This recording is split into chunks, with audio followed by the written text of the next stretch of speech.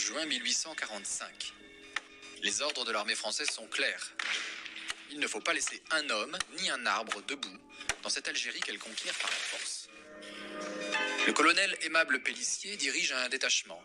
Sa mission est de faire capituler la tribu des Ouled Ria. Ils se sont réfugiés dans les grottes du Dara, une chaîne montagneuse avec femmes, enfants et bétail. Comme les deux entrées de ces vastes grottes sont bien gardées, le colonel français décide d'enfumer les rebelles. Les soldats français sont chargés d'amasser du bois et des fagots de paille, de les placer à l'entrée des grottes et d'y mettre le feu. Le feu est attisé pendant un jour et une nuit. Au petit matin, une délégation entre dans la grotte et piétine une masse de corps enchevêtrés, animaux, hommes, femmes et enfants, empilés près des ouvertures. Les quelques survivants sont retrouvés collés à des failles de rochers pour respirer. Il ne reste qu'une dizaine de survivants et 760 cadavres dans les grottes. On s'est comporté comme des nets.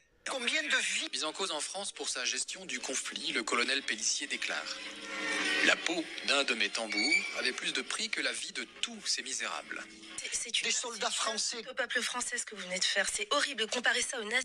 Il finit sa carrière maréchal de France, le plus haut grade de l'armée française. À bientôt pour d'autres belles pages de l'histoire de l'humanité.